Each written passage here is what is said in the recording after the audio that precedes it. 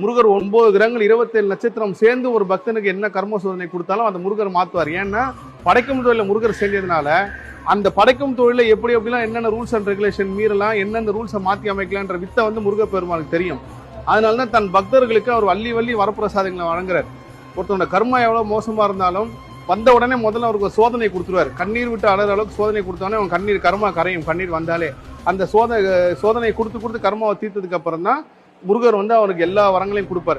அதுல இந்த இடம் குறிப்பா என்னன்னா, படைக்கும் தொழில முருகர் சிறுவாபூரில இருந்து செய்யறாரு.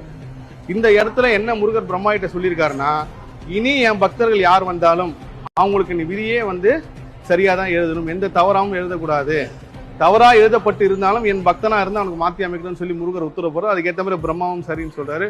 அப்பேற்பட்ட புனித வாய்ந்த ஸ்தலம் இது. இதை பாத்தீங்கன்னா ஒரு பெரிய தேசம்னா ஆந்திரா மக்கள், நான் எல்லா பேட்டையும் சொல்ல, உலக தலைவனே முருகர் தான். உலகம் முழுதும் முருகர் வழிபாடு